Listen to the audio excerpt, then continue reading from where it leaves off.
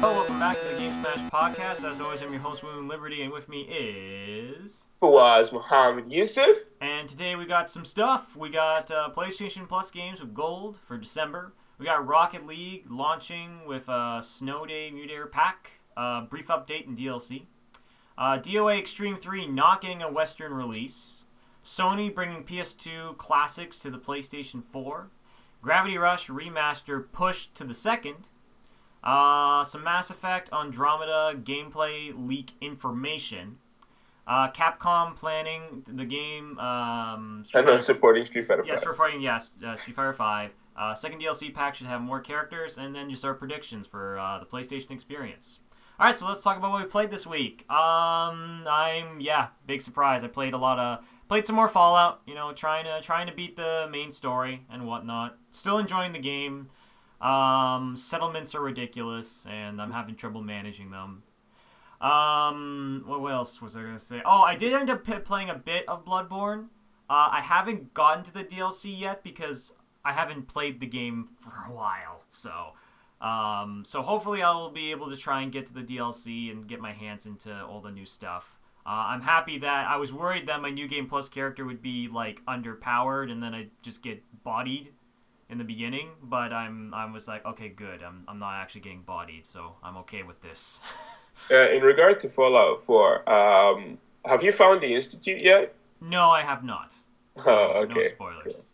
Yeah, some pretty interesting stuff happens when you get there. Like let me just say, no matter how stuck you get, Tanner, do not look up the walkthrough on how to get to the Institute because there are some pretty big spoilers. Yeah, I would assume so. That there would be some heavy spoilers of how to get there. I mean, it will be interesting because I honestly don't know how long the main campaign is for this game, but it feels pretty long so far. So yeah, because that was what I was worried. I was worried that the main campaign would be too short or too long in some ways, but I feel like it's probably the right amount. But I don't know. I'm screwing around with the railroad right now. Okay. So I'm having fun with that, and of course I had to pick my codename Charmer. So that was a lot of fun. And I know I like that. I like how the game's like, okay, what nickname do you want? And I'm like, yes. That's good. Do they actually call you your nickname? Yes, they do. I have a mission. Cool. There was a mission where I was like escorting a guy, and they're like, "Oh, you're the new guy, Charmer, right?" I'm like, "Oh, yeah, this is awesome."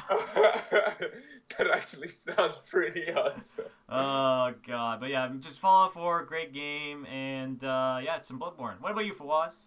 Well, I took it back. I took it all the way back. I went back to Hearthstone actually. Yeah. Yeah, cause Jason, I joked about how I was gonna hit rank 5 before the end of the month, and he told me I couldn't do it. So I was like, you know what, challenge accepted. Now look what you've done. Yeah. So yeah, I've just been playing a bunch of ladder. They released some new cards, and I'm trying them out. But a lot of them don't seem very good. So fair enough. So I don't think I'm going to last because what brings me back is new decks, and I tried a couple of new decks and they don't seem too good or fun. Mm-hmm. So yeah, I might just. But for now, definitely playing some Hearthstone. Trying to see if I can hit rank 5 before the end of the month. I'm really bad. I've forgotten how to play that game. I was making some really, really, really bad plays and just generally pissing myself off the whole time. Yeah. So, but yeah, I've been playing Hearthstone.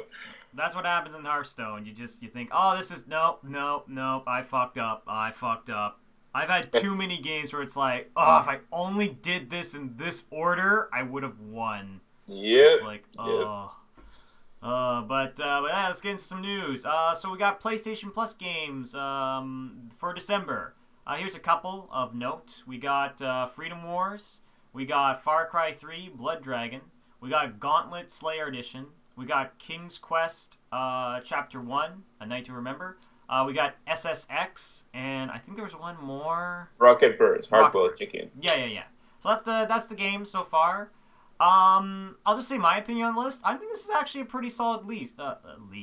I think this is a pretty solid list because I've heard good things about Freedom Wars. I've played Far Cry 3 Blood Dragon. I think that's an awesome standalone Far Cry experience, which is great and hilarious. Gauntlet seems pretty fun. And I've heard good things about King's Quest, but it is a point and click kind of game, so it's sort of not for everyone. But I've heard relatively good things about that. But yeah, Far Cry 3 Blood Dragon and Gauntlet seem very, very interesting. And then of course SSX is actually kind of cool as well. But I thought this was actually a pretty solid month. What did you think, Fawaz? Yeah, same. I share your general opinion. You know, I'm gonna try out Gauntlet. Mm-hmm.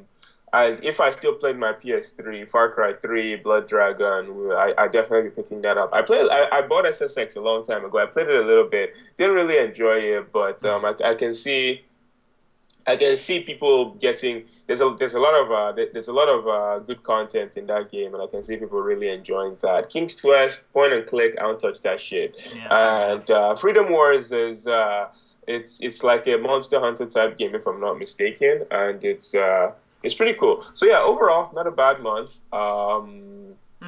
Yeah, I mean, I feel like this is a solid month because they covered a lot of different stuff. It's not just all indie games. Far Cry Blood Dragon is a pretty actually big game on its own right. I know it's like a $15 one, but it's still a pretty awesome game. And yeah, I just think it's a pretty solid month. So those are my suggestions. Pick up Gauntlet or Far Cry 3 Blood Dragon.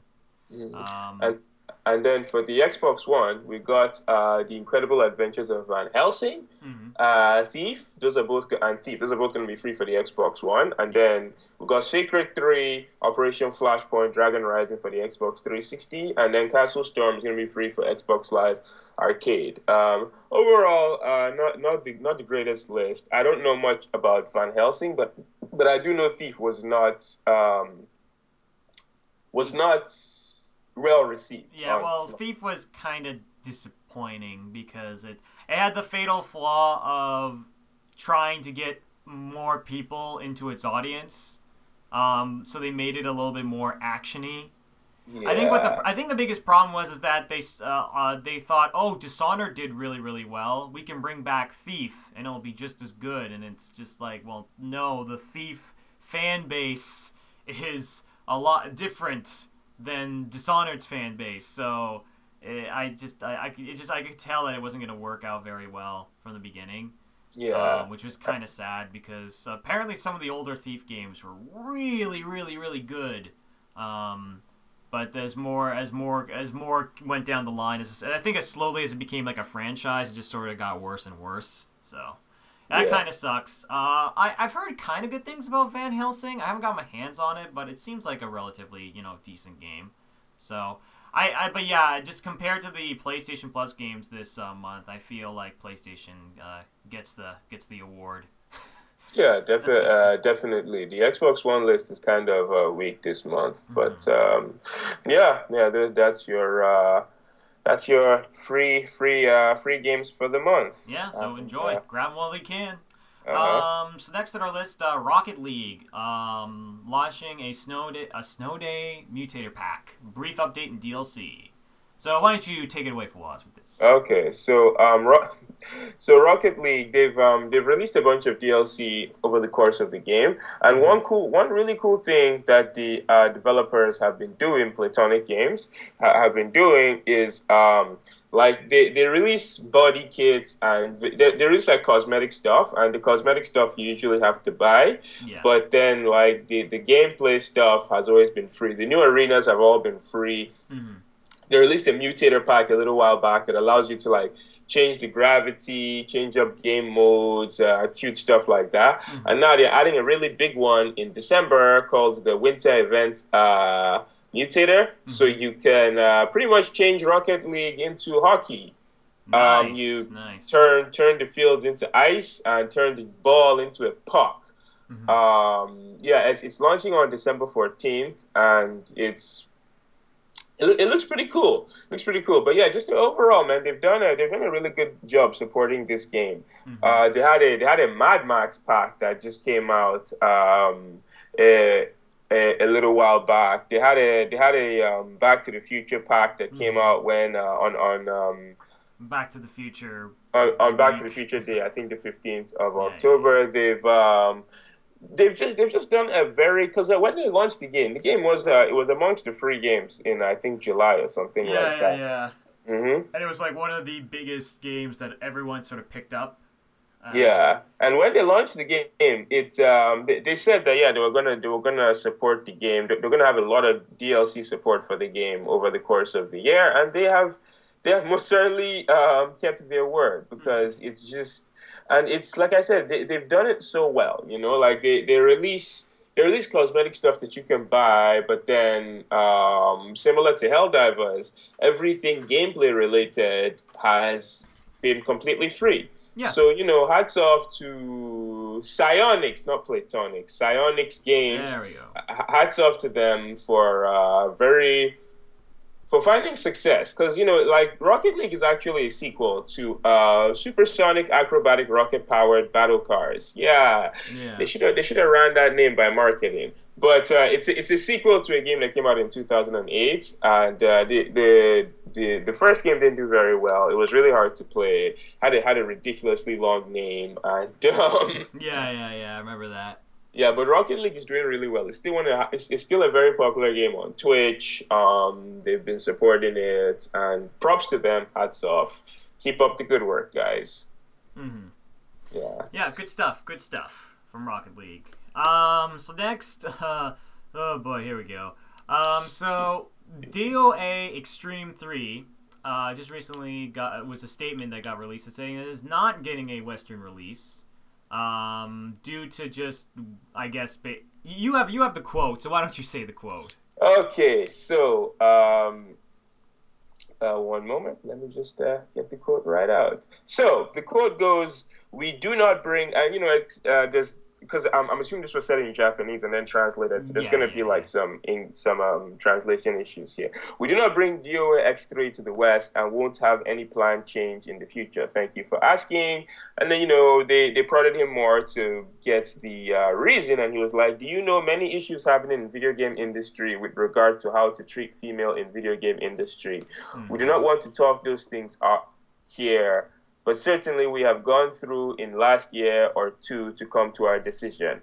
Thank you." So, so pretty much they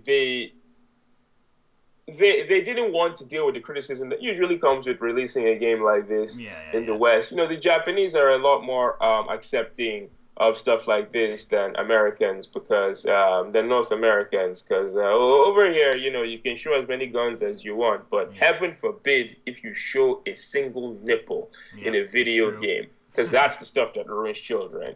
Now just in general, the whole situation is, because here's the thing, is that no one forced them not to release it in the West. That's one thing of note here. This wasn't a situation like in Australia where the game got where a game got banned or something like that. This was them just saying that, honestly, we don't feel like. First of all, I don't think these games sell very well in the West, right? Yeah, I don't think they sell that well. Yeah. Like this was the thing. It's like I have no stake in this game, and it's sort of like I feel. Yeah, you can put it on like, yeah, the game is sexist, like it kind of is in a lot of ways, but it's also kind of like at this point that's what it is. Like it's the same argument that porn is sexist. Like, well, it's like I'm kind of like indifferent to it. Because it's like I'm actually, there's certain things like, they are right in the sense like, look, this thing clearly is just gonna cause more controversy in the West, so why even bother at this point?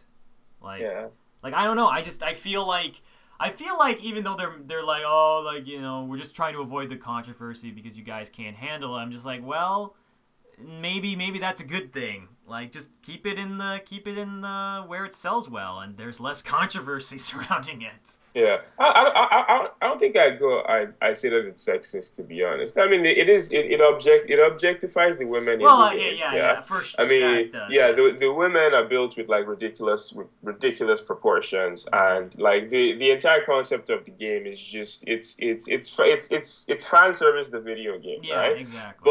But at the same time, it's not hurting anybody. Well, at least I don't think so. No one ever murdered anyone from seeing a pair of tits. Okay, not that I know of anyway. I would be concerned if you knew a lot of people like that. But yeah, in general, like the whole situation is just weird, right? Because I'm like, okay, I think honestly, I think the main thing here, it's not about the tits or anything like that. I think the main thing here is that the game doesn't sell well in the West. So they were just like, you know what, it's not even worth releasing this game in the West. Because for example, you look at something like Dragon's Crown, right? Dragon's Crown came out, and there was controversy because like the witch, for example, could double as a flotation device because her tits were just so massive. But the game sold really well. And once the initial surprise at the proportions of some of the characters went by, people found out that it was a very deep, fun game, and like I said, the art in that game is so good. Like, the what? The art. And the art is really good. Yeah. So once you look past a little bit of the fan servicey aspects of the game, it was a very solid game, and like I've said already, it sold really well in the West. So I honestly don't think the negative what's this thing called? The negative backlash that comes from having such a sexualized game made them not release it in the West. I think it was just that the numbers just weren't worth it. The amount that they sold just wasn't worth the kind of controversy that was obviously going to come from releasing a game like this. Either way, I'm indifferent, man. Yeah, that's the biggest thing. I'm indifferent to this. Yeah, but this does bring up the issue of censorship in video games, right? Because here's the thing. On one hand, you're like, I feel like when it comes to any form of craft, right? You should not hamper creativity. Even if that creativity offends you, you should not put rules in place to prevent people from creating certain types of, in this case, video games, right? Like what you should do, if you find a video game or a movie or a comic book that offends you, then don't buy it, right? Vote with your wallet. Just don't buy it. Like there's that video game that came out a little while back called Hatred, and it stirred up like a bunch of controversy because it was just you were just playing a homicidal maniac in a video game, right? And I'm like, what? It's like freedom of speech. The First or Second Amendment? I don't know. I don't really follow that shit. But freedom of speech. People can create whatever they want to create. If you don't like it, don't buy it. At the end of the day, it has no effect on your life otherwise, right? It's like what happened recently with Capcom, where they censored Armika slightly. It was like a slight censorship thing. When she does her super, like the camera zoomed in on her butt and she slapped it. She slapped her own butt right before she does the super. And then they changed the animation in such a way that the camera doesn't zoom in on her ass. Right? And here's the thing with that bit of censorship, right? Like, this is a situation where, unlike most video games, Capcom, we've been along with Capcom through the development process of this game. Remember how the game looked when they first revealed it? It looks absolutely nothing like that anymore, right? Yeah. So this might be a situation where Capcom were planning on changing that anyway. Yeah, exactly. It just so happens that because we were with them along the development process, we saw the changes. Or it might be a situation where because I don't think Armika generated that much negative backlash when she was revealed. In fact, a lot of people were defending. I think I saw a lot more articles defending Armika. Probably. Strangely enough, I was expecting way more controversy with Armika, but there wasn't. The thing about Armika, it's a little bit of a different situation, at least for me, because the thing about Armika is that they basically they showed off a bunch of stuff, right? They showed off, her slapping her ass and that ridiculous super thing, and then they changed the camera angle on that particular scene, and they also changed one of her moves. And one person pointed out that her move one of her moves got changed so much that it just doesn't look as cool. And I feel like I agree with this one commenter who commented on the video, and he said, like, if you're making a game in Japan and you know that there is a highly likelihood of you making a Western release, you should kind of think about, at least in the back of your mind, that maybe this won't go well in the West. So maybe we should pull back, because the main controversy wouldn't have even happened if they had this change out the gate. You know what I mean? Like if you know what I mean? If the camera angle was already at that particular angle when they first showed it, then nobody would have complained. Like, you know what I mean by that? Like, no one would have complained, but the fact that it's there and now there's people that are like, you took away that part of the game now. It's just but that's the problem with this, and I feel this is more for Japanese games, because obviously North American culture and Japanese culture, they're very different. Like they are very different and far in between from each other. And I feel if you're making a game that is for a Japanese audience and you know it's going to just stay in Japan, like, go nuts. But if you're making a game that you know is going to have a Western release, you should have at least someone go, maybe that's not the greatest idea. Let's see if we can do something slightly different. Yeah. I don't know. I'm not trying to disparage, freedom of speech or whatnot, but I just feel like sometimes you should kind of have someone go, that's a great idea, but maybe we should think about, what other people are going to think before we do it, Yeah. But like, just, this is probably the last thing I'm going to say about this whole thing. In regards to the Armika thing, right? Yeah. Like, people were surprised when she was revealed. They were surprised at how risque she was, but she did not generate that much controversy. There weren't a bunch of articles complaining about Armika. I mean, a lot of people because first of all, that her costume is pretty much what it was in Alpha 3. Yeah. It barely changed, right? Yeah. And I mean, she got a lot bigger. Like, they made her character design a lot bigger, but she's a goddamn wrestler. She's supposed to be big, Mm-hmm. But outside of like a little bit of surprise, there wasn't a lot of controversy. There weren't articles talking about, oh my god, this is a poor portrayal of women or blah blah blah or whatever, mm-hmm. right? Like I said, there were more articles defending Armika than articles actually complaining about her. Yeah. In fact, up until Capcom censored her, Armika hadn't generated that much controversy. That's the most ironic thing about the whole situation. Now if you Google Armika controversy, most of the articles that come up are in regards to Capcom censoring the butt slap, which goes back to me saying that they were probably planning on doing it anyway. Mm-hmm. And then it's just because we are part of the development process in this game that we witnessed it happening. Yes. You feel me? Yeah. Of course, I'm probably full of shit, true. So there's that. But it's just been a really kind of wacky situation. I think the Armika one is a little more. I feel more invested in that one than the DOA. Because I'll be buying Street Fighter 5. Yeah, exactly, right. And whereas I don't know. I feel like there's no perfect solution to this problem. But as far as the Armika thing goes, I just feel like somebody should have either just stuck to their guns and not create more controversy, or they should have had that change in place beforehand. Like that's sort of my 2 cents. Yeah, I agree with you. But next on our list, Sony actually bringing PlayStation 2 classics to the PlayStation 4. Yeah. So how do you feel about this, Tanner? Do we have a list of what classics they're bringing back, or is it just No, they haven't released a list yet. They just they did a couple Star Wars games. I can't remember the name. It was like some racer Star Wars game. Yeah, there was 2 Star Wars games that were released as like precursors to it. Right. But we're probably going to hear more about this at the PlayStation Experience next week. Yeah.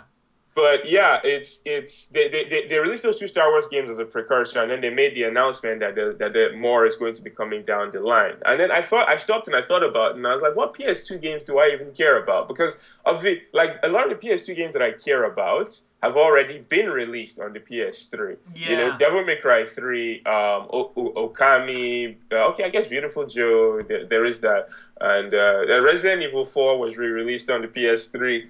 So like really the only PS2 games I can think of that I would get out of my seat for if they were released on the PS4 are the Onimusha games. Yeah. Because everything else, it's either already been released on the PS4 or there is something that it's already been released on the PS3 or there is something similar on the PS4. Yeah, you know, like Shadow of the Colossus, God of War. So when they announced this, at first I was excited. And then I was like, wait a minute. I just tried to think of PS2 games that I care about, and I came up blank. I couldn't really think of anything. I think it's a good thing overall because like we had this discussion before we started recording. Like you were talking about, like there's a couple of PS3 games and whatnot that PlayStation Plus or one. You're like, I don't play on my PlayStation 3 anymore. And then I'm thinking about this, and it's like, yeah, there's probably a lot of people that they probably have sold their PS3 at this point, and they might go, oh man, I had that copy of Persona 3 on my PlayStation 3, or I had that copy of Shadow or something like that, and it was on my PS3, and it's like, fuck, I want to play that, but I sold my PS3. This coming to the PS4 is kind of a good thing, but it might be a situation where it's like, yeah, a lot of the games that are these PlayStation 2 classics are they're all on the PS3. So I feel like this is more for the people that it's like they don't have a PS3 anymore, or they don't want to buy for the PS3, they want to buy it on the PS4 because that's their current console, right? Yeah. So I feel this is more for them, but I do agree with you. The people who have been, I've already picked up all the PlayStation 2 games on my PS3 already. Why? Like, what's entitling me to repurchase them on the PlayStation 4? Probably not much, other than you don't have to boot up your PS3. You could just boot up your PS4. It depends on what games they reveal. Like, this will be more interesting when they give us more details at the PlayStation Experience. Like, if there's some games that are not on the PS3 that you couldn't get on the PS3 that get revealed for the PS4, Onimusha, you heard it here first.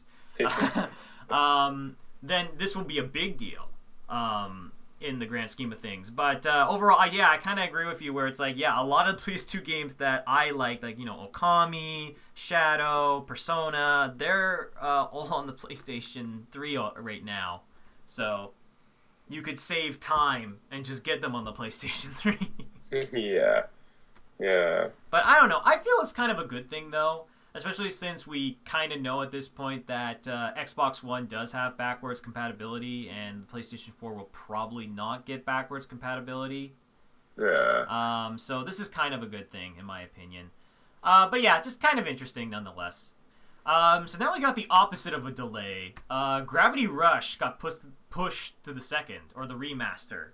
Yeah, the remaster got moved up a week to the 2nd of February, and it got me thinking, what is the opposite? Like, what is the word? Because I would be like, delay.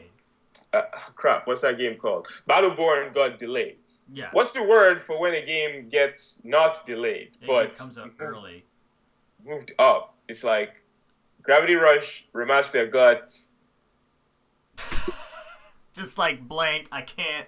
Words not working. Yeah, I couldn't think of anywhere. I'd say pushed up. But, it's not really a word. It's more of a phrase. But yeah, a bit of good news there. Gravity Rush Remaster. So you can get it a week earlier. And they also announced that it's gonna be, because previously it was assumed that only Japan was gonna get a retail release, and North America were just gonna have to go digital. Yeah. But now they announced that North America is getting a retail release as well. So, nice. For all you disc people out there. Yeah. I gotta feel it in my hand. Yeah, I like the extra $10 I save, not paying taxes on my video games. But hey, to each his own. Wow. Just gonna throw me under the bus there. Thanks for what. Yeah, I just keep it real. But yeah, positive news. Hopefully, we'll see more of Gravity Rush 2 at the PlayStation Experience next week. But yeah, positive stuff. And moving on, we got a little bit of something that you're more interested in here. Mass Effect gameplay details leaks. So apparently from the video source, and this is not confirmed, but the guy said that he feels confident saying he found someone from BioWare who was giving him these details. So, but here's the thing though, the details that he's been talking about, they seem very plausible from the stuff that they've shown in the trailers. Like the trailer that's been out so far. Plus, there was also a trailer that came out recently. It was like a teaser on N7 Day, which is like Mass Effect Day. Yeah. And it was a really awesome trailer because it was basically Commander Shepard talking to it seemed like a crew that was leaving Earth to go explore a different galaxy, which is most likely Andromeda, right? Yeah. And I thought that was really, really cool and awesome. But then a lot of people were kind of like analyzing that, like, is that before the events of Mass Effect 3 or is that after the events of Mass Effect 3? Like, people were kind of like, what could that mean? Depending on what endings and whatnot. But the details that have been sort of revealed have two squads as before. Okay, that's pretty standard. That's how Mass Effect does it. Yeah. And they're saying that the characters that you get at the beginning of the game are a blonde, just human, and a Krogan, which were in the trailer. So that's why I'm starting to go like, okay, some of these facts probably are true. And then the other ones you're saying that everyone gets jetpacks. So using jetpacks while in combat is definitely a thing now. Okay. Which I actually like a lot because one of my favorite things to do in that game was doing there was called a biotic charge, and what you would do is that you would just force charge into an enemy and kind of knock them and stun them, and then you would use your Omni Blade and then stab them in the face, and that was just an awesome, like, just very melee focused like attack, and it just felt really good to use. So I feel like using jetpack and melee together would make this really awesome action pack kind of stuff. Okay. The other thing that I was really happy for is that there was a part in Mass Effect 2's DLC called Shadow Broker where there was a boss that had an Omni Shield, and there are enemies in the game that have Omni Shields, but they're like riot shields that they hold on their arms, right? Okay. And I always thought that was the coolest thing. That was like one of the coolest Omni tool things that never was in the game. Like, you could never use an Omni Shield. The closest you ever got was the Omni Blade in 3. So now they've said that Omni Tool is going to have way more functionality, and there will be a shield. So I think that's going to be awesome because you're going to get like riot shield stuff now. Which I was disappointed because I was hoping that riot shields were going to make their way into Mass Effect 3, and they never really did. So I'm excited for that. Okay.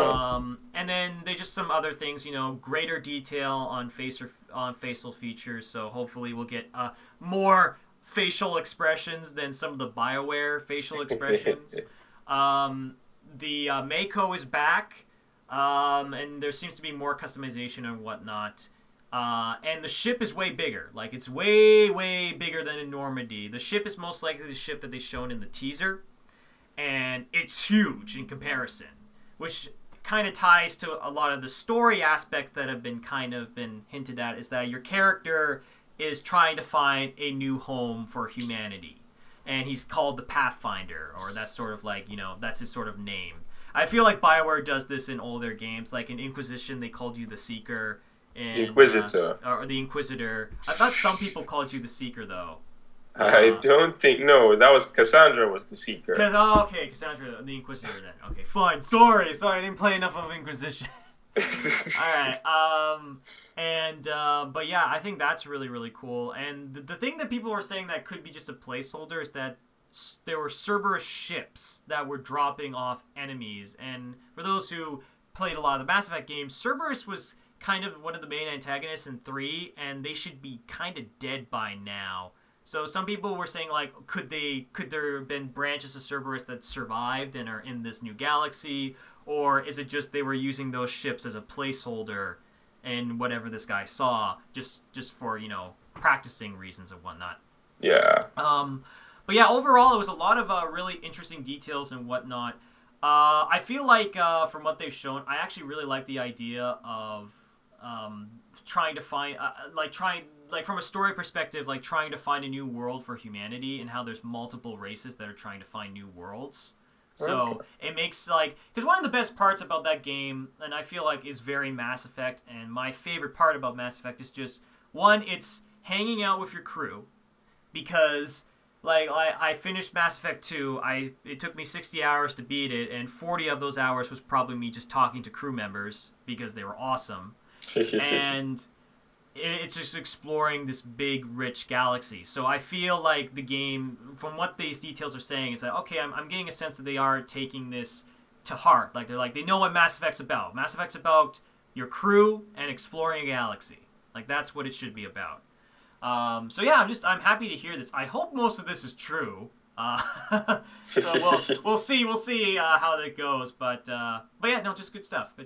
I guess you want to take away with the next piece of news, Waz? Oh yeah, sure. I will. Capcom have announced that they're planning on supporting Street Fighter V for 5 years after its release, and they also announced that there's going to be a second DLC pack, which will run from late 2016 to late 2017. Yes. Ish. And it's gonna have more new characters because if you remember from the leak a couple of weeks ago, the first pack of DLC is nothing but returning characters. So they were like that the next pack is gonna have some new characters. And in general, I like the idea of a game being supported over the long term. Me, I've never been a fan of buying a game and then having it get outdated a couple months later. Yes. So hearing this definitely gets me excited. Obvious, and there's also sorry, I lost my train of thought there. There's also the fact that there might not just be characters released. Street Fighter 4, for example, there were a lot of gameplay changes. Like Super Street Fighter 4 added the ability to give every character a second Ultra. You could choose between them. And then Ultra Street Fighter 4 added the ability to play both Ultras at the same time. So but have them do reduced damage. So then it also added Red Focus, which cost 3 bars, but I had some other properties I can't remember what. Right. So there were actual gameplay changes. And then there's obviously the balance changes as well. Those go without saying. But there were actual gameplay changes over the course of Street Fighter 4's life cycle. So I hope Street Fighter 5 gets the same kind of long-term support, and I hope I don't lose interest in Street Fighter 5 as quickly as I did 4, because I played Street Fighter 4 pretty religiously for about 2 years, and then Marvel vs. Capcom 3 came out, and I could never play Street Fighter 4 again. It was just too goddamn slow, and I've just never been able to go back. So Street Fighter 5 is looking a lot faster and a lot more aggressive, less defensive than 5 was. So hopefully that ends up being the case. And I enjoy the game, because there's no point in supporting a game for 5 years if I don't play it for that long, right? So right, yeah, exactly, right. But yeah, if I do end up really, really getting into Street Fighter 5, this is I love hearing this, and I look forward to hearing more. Yeah.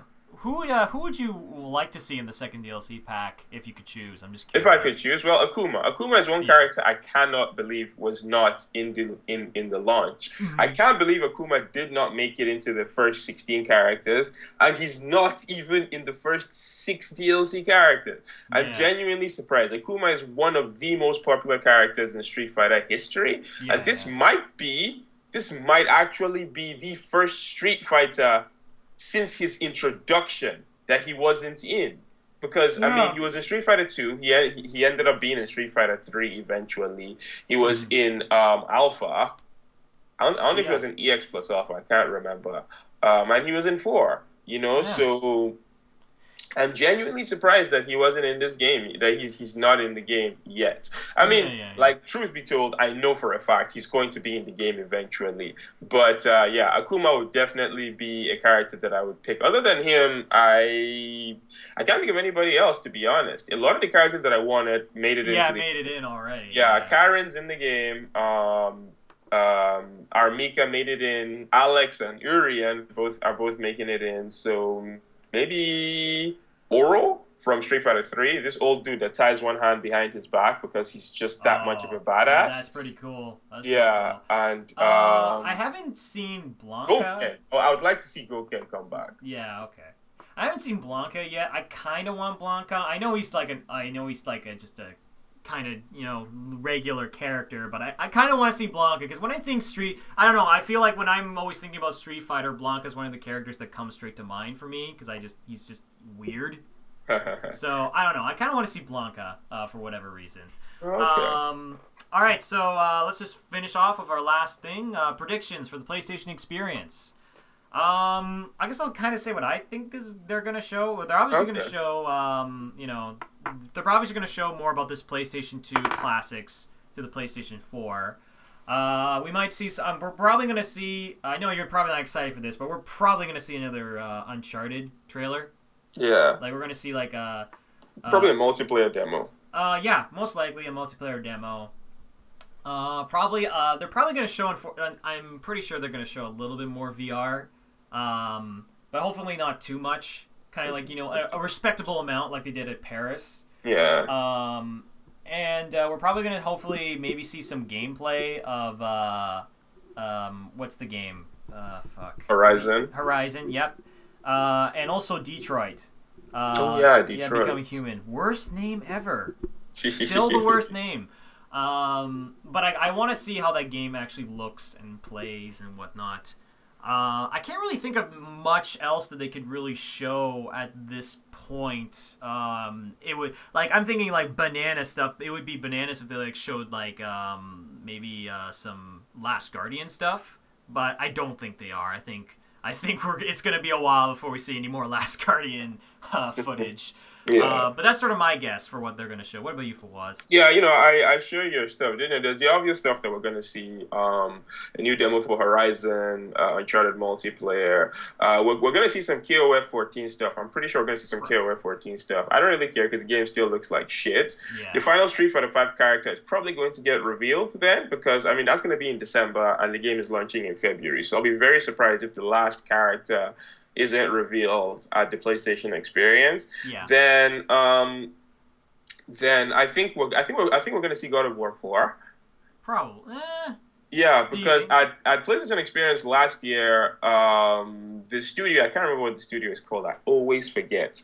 But the studio behind God of War pretty much said that they're working on a new God of War. So I'm pretty sure we're going to see God of War 4, which kind of disappoints me because I feel like that franchise is played out at this point. It's so played out. Although there is one thing that somebody said in the comment section of some article. They were talking about how what if Sony turned God of War into sort of like a Assassin's Creed type thing where they focused on a different God of War this time around. So maybe the Egyptian God of War or the Norse God of War, or something along those lines. And I was like, that would be pretty cool. I don't think it's going to happen, but that would be pretty cool if that was the direction. Exactly. I agree with that completely. Like, if you're gonna do another God of War at this point, just switch it up. Switch the kind of gods we get to see. Yeah. Because we've seen Greek and Greek gods. We've seen Greek gods and we've killed a lot of Greek gods. So at this point, it's like, okay, see, here's the thing. Here's my issue with God of War, right? Let me just go on a quick rant.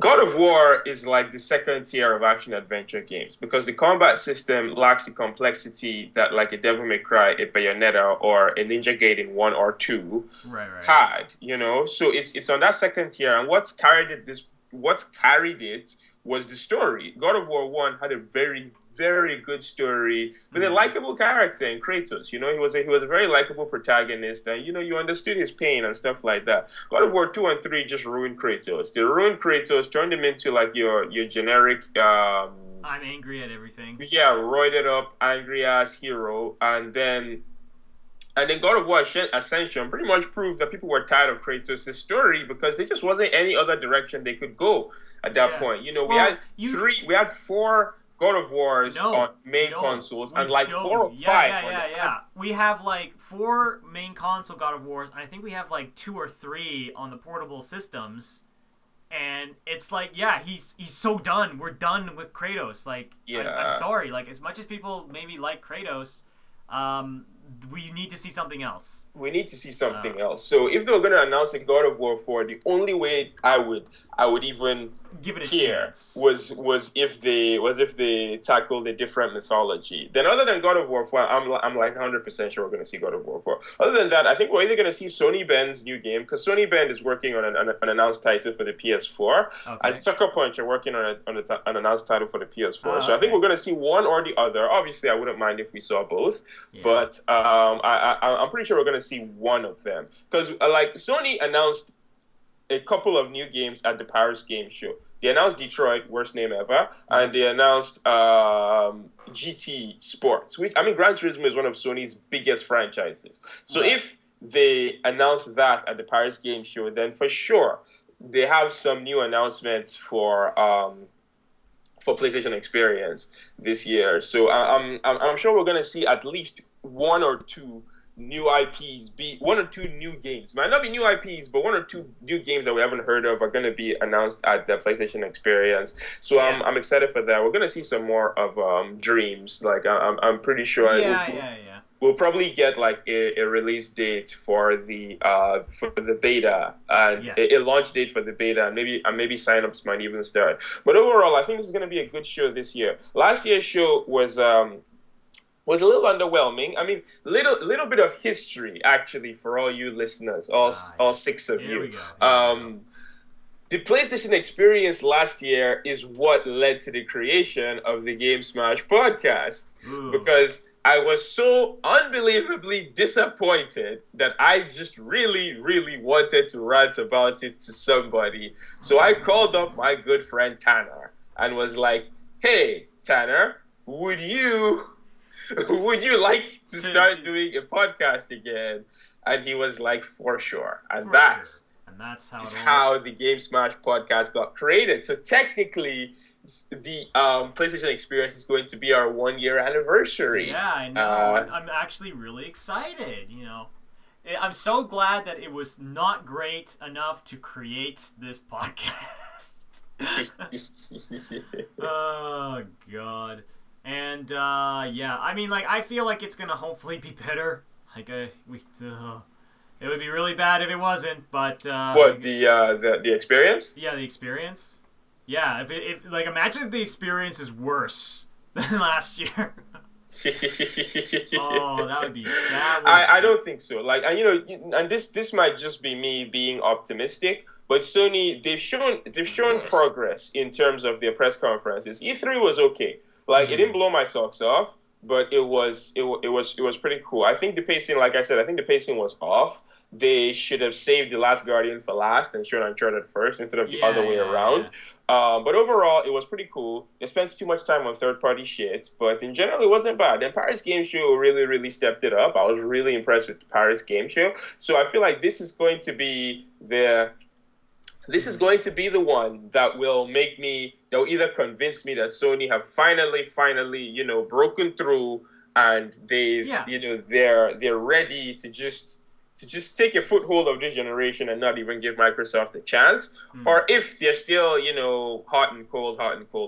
So yeah, I'm really excited for this one way or another. I'm excited for this PlayStation Experience, and I look forward to doing a post-mortem. Yeah, I cannot wait. So before we wrap things up, we got our question of the day from J Streets. And his question is, I'm curious. I want to laugh at your pain at calling me old. To know about a gaming heartbreak you suffered. Tell me about a time a glitch, a little brother, power outage, etc. ruined a gaming experience. Feel free to cry when telling me the story. I have one that I told you about, and this one was recent, but it hurts. So, I was playing Persona 3, and Persona 3 is a long game, right?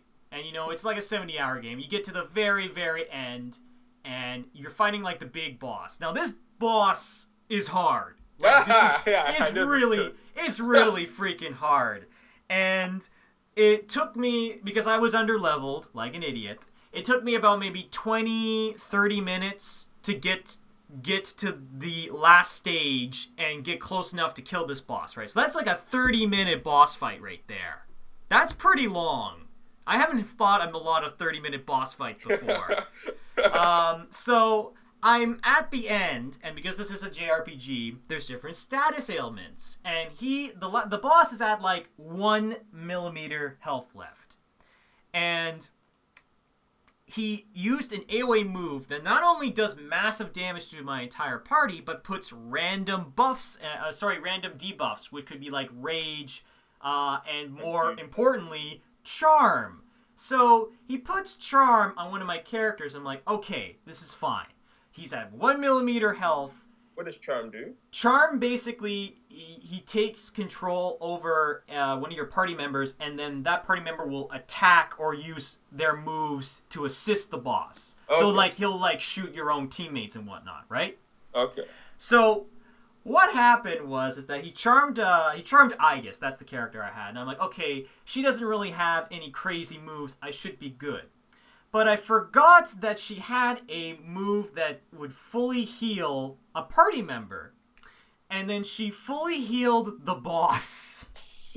And when that happened, my jaw hit the floor and just kept on going through the floor into the center of the earth. And my controller fell out of my hands. Like, just slipped out. Like, I completely lost the will to live at that point.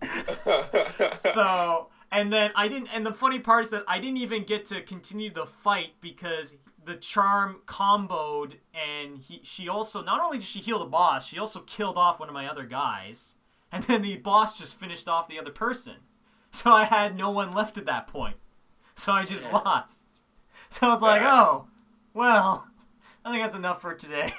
So that's my brutal heartbreak moment that I can think of. What about you, Fawaz? Okay, so I've got two stories, and they're different types of stories. I'll start with the first one that came to my mind, Ratchet and Clank. Okay. So the original Ratchet and Clank, I bought the game, I beat it, and there was a weapon in the game. I don't know if you remember. It was called the Rhino. Rip you a new one, right? Yeah. It was a really, really, really expensive weapon. And I beat the entire game, saved up, and then on my new game plus, I went back and I bought the weapon, and it was awesome. It was well worth the money. And then one of my siblings decided to delete my Ratchet and Clank save. Oh, so no. Yeah, I lost all of that, and I never found out which one of them it was. So shout outs to both of my younger siblings. So yeah, I lost that save, and I lost all will to play that. I never played that game again after that. So shout outs to my siblings for making me stop playing Ratchet and Clank. But then the other story, because I couldn't really pick between the two. So then the other story. Okay, so I have a bit of a reputation for being cynical. Yeah. Okay. But I wasn't always like this. I was very, very naive, and I just used to get excited over everything, Mm-hmm, yeah. So when Devil May Cry 2, the sequel to one of my favorite PS2 games, got announced, I was like, wow, I'm so excited. I watched the trailer, I saw Dante doing like wall runs and all this really cool stuff. I was like, this game is going to be the tits. And then the reviews came out, and the reviews were all average. And I was like, man, these guys don't know what the hell they're talking about. This game is a sequel to Devil May Cry. This game can't be bad. And then I played the game. And I was like, wow, this game is terrible. And that right there was the seed. That was where modern Fawaz began. It wasn't the breaking point, but that was where the seed was planted. That turned me into the cynical gamer that I am today. So shout outs to Devil May Cry 2 for turning Jack the Ripper into an asshole. Okay, that's where it all started. So Devil May Cry 2 was the source of all pain in Fawaz's life. But yeah, that was a really cool question. Once again, shout outs to Jay Streets for all the awesome questions. Keep them coming, buddy. Just wanted to say he had a comment about how his personal experience was he played Kingdom Hearts and in that game you can run around and find 101 Dalmatians, Oh. That's a full, like, 101. Like, pretty much. And one of his friends deleted his save file before he could, collect the reward. Oh, boy. And that's rough, because I did that. But I did that with a guide that my parents bought me. That was back when they had paper walkthroughs for, like, Kingdom Hearts. Damn. And that was not easy to do. Yeah, I want to know if Jay Streets is still friends with that person who deleted the 100 Dalmatians, because I don't know if I would be. I mean, like with my siblings, first of all, I never found out which one it was, so I couldn't wring their necks. But like family, you can't pick family, so it's like whatever. But friends, I don't know, man. If a friend did that, we might not be so cool anymore. Oh God, like it's just because the only situation with me that I guess this was my other heartbreak story was when my PS3 got the yellow light of death, and I was an idiot and didn't back up any of my saves because I was blissfully ignorant and I thought my PS3 would live forever. And boy, was that a mistake, because I was like, I lost everything. I lost my Skyrim playthroughs. I lost my Mass Effect playthroughs. I lost my Walking Dead playthroughs. I lost all of this content, and I was like, fuck it. I have to play everything over again. Like, as much as I didn't want to, I said fuck it. Because I literally said I have to play Mass Effect 2 and 3 all over again. But it was so difficult for that because I had to make it so that I got the exact same decisions. And I got to a point where I was replaying Mass Effect 2, and it's like, fuck, what did I do in this part? Like, I completely forgot because it had been so long, and I had to make it the exact. Oh, it was rough. It was not great. Oh, but amazing question. Good job, Jay Streets. Yeah. I think we're going to have to wrap things up here, so don't forget to like, subscribe, and comment. If you leave a comment in the comment section, I'll make sure I answer it in the next podcast. And as always, this is William Liberty and... Fawaz Muhammad Yusuf. And we'll see you guys next time.